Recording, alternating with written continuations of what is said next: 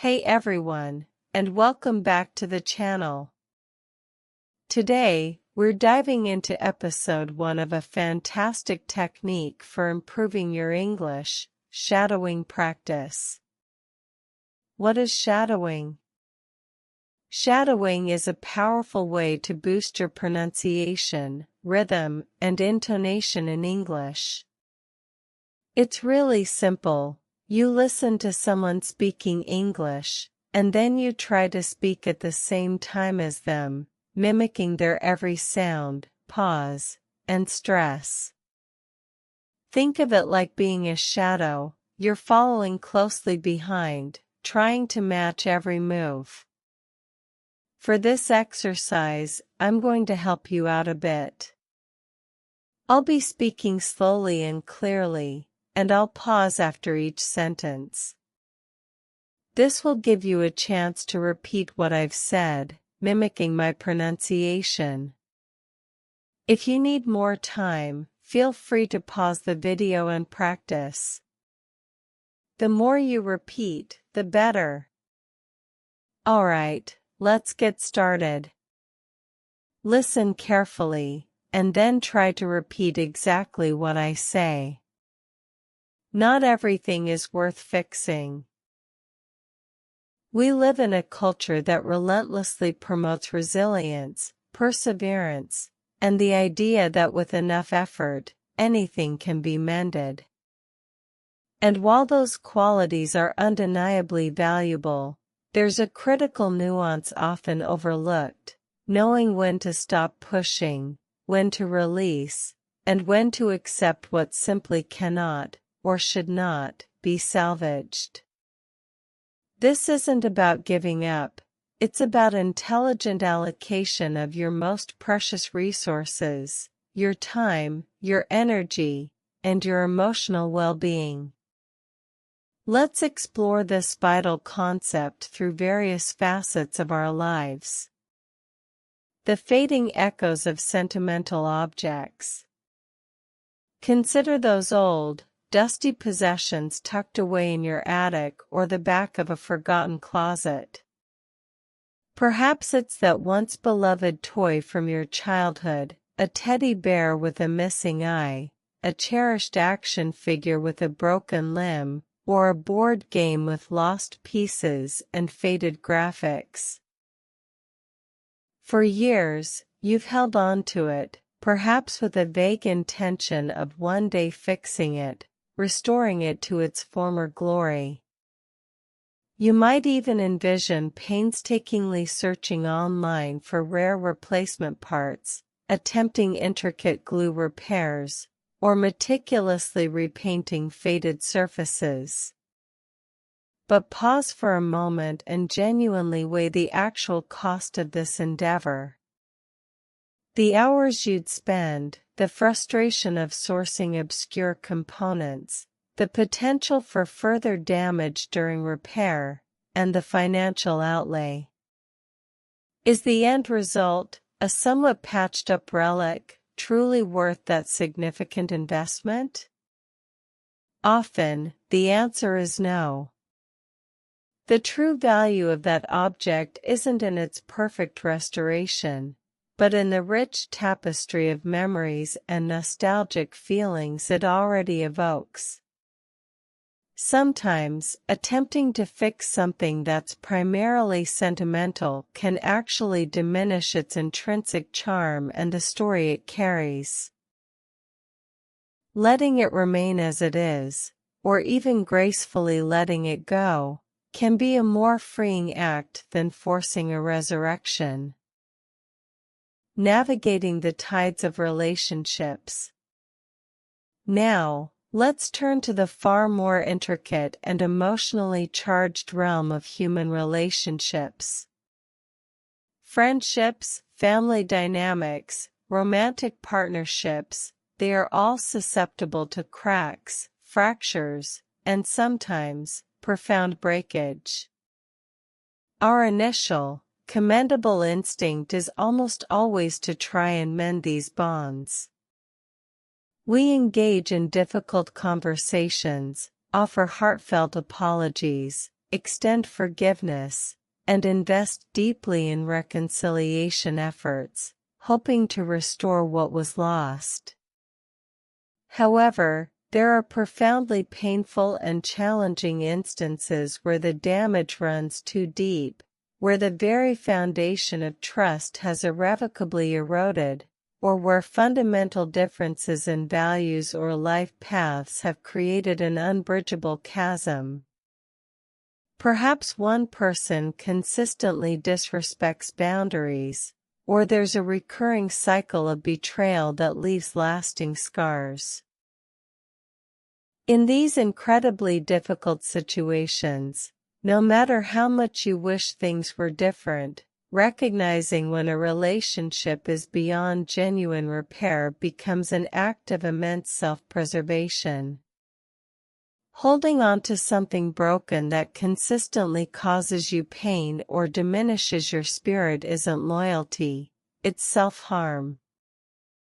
Learning to compassionately, yet firmly, let go, even when it hurts, is often the necessary first step toward true personal healing and creating space for healthier connections to flourish. Not every broken relationship can or should be saved. The end of an era, when possessions become burdens.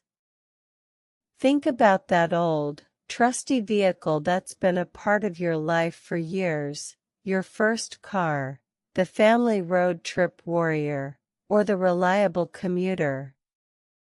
It's seen you through countless memories, milestones, and adventures.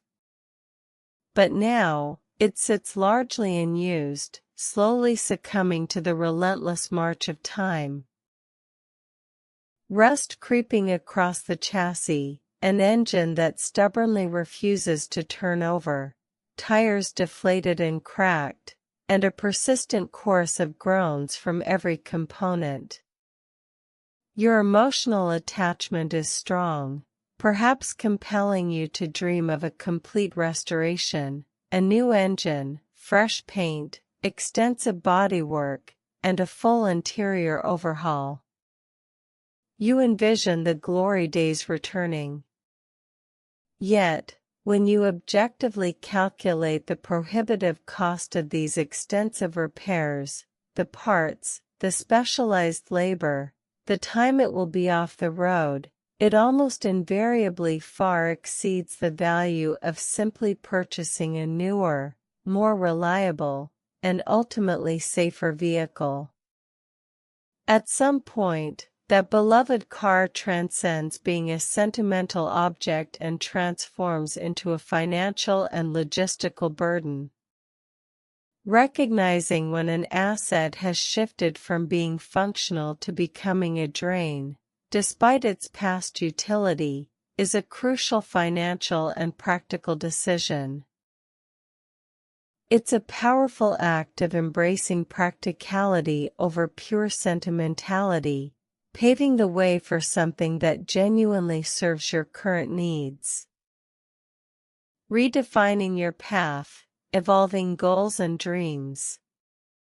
Our personal journeys are rarely linear. When we're younger, or even just a few years ago, we often set ambitious goals and pursue specific dreams with unshakable conviction. Perhaps it was a particular career path, a certain lifestyle, or an academic achievement. These aspirations shaped our focus and directed our efforts. However, life is a dynamic, ever-evolving process. As we grow, learn, and experience new things, our priorities naturally shift, our values deepen, and our understanding of what truly brings us fulfillment changes. That grand old dream, once so clear and compelling, might now feel ill-fitting, restrictive, or simply no longer resonant with who you've become. In a very real sense, that goal itself has become broken, not objectively flawed, but broken for the person you are today. Forcing yourself to continue down a path that no longer aligns with your authentic self can lead to immense stress, profound disappointment, and a deep-seated sense of unhappiness. Is it truly worth fixing that old dream by sacrificing your current well-being? Courageously acknowledging this shift and gracefully letting go of outdated aspirations opens the door to embracing new passions, exploring unforeseen paths, and ultimately, discovering far greater personal and professional fulfillment. This isn't failure, it's intelligent adaptation.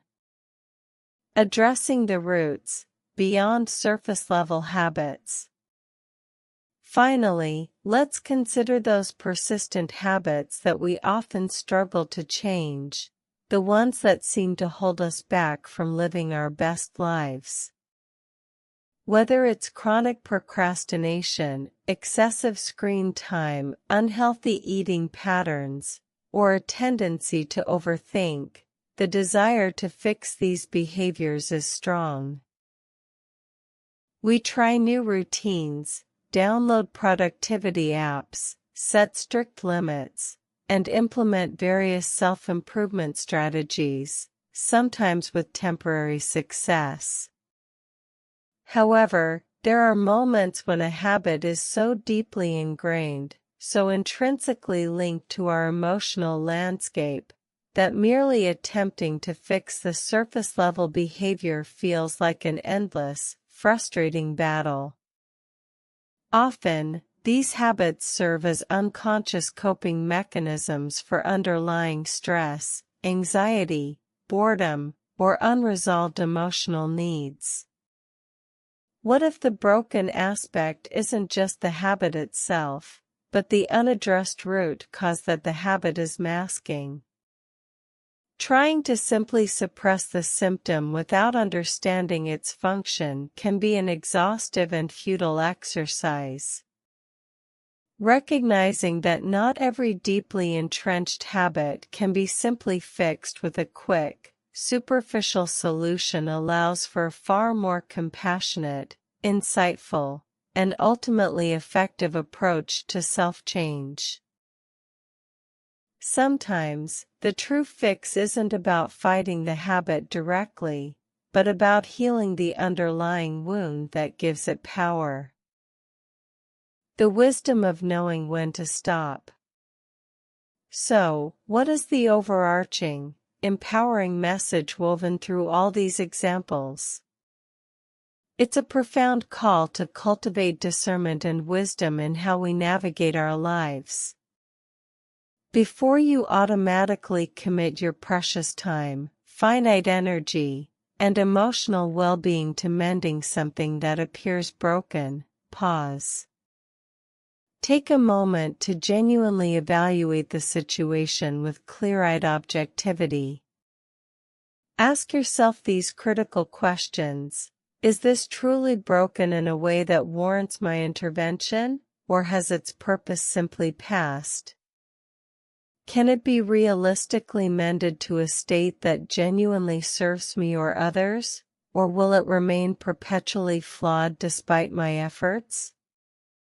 What is the true cost involved, not just the financial outlay, but the mental anguish, the stress, the lost opportunities to invest in something truly worthwhile?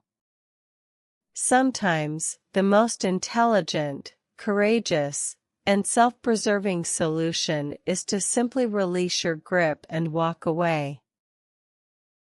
It is an act of immense self-respect to acknowledge when it's time to let go, to recognize that some things are beyond our repair, or simply not worth the toll they extract.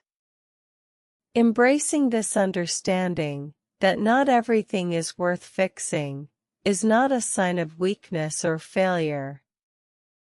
It is a powerful form of progress, a clear-eyed acceptance of reality, and an essential step toward preserving your energy for the people, pursuits, and possibilities that truly deserve your unwavering attention. And that, my friends, is perfectly, wonderfully, and liberatingly okay. That's it for our shadowing practice today. I hope you found this exercise helpful and the message inspiring. Remember, the key to shadowing is consistency. The more you practice, the more natural your English will sound.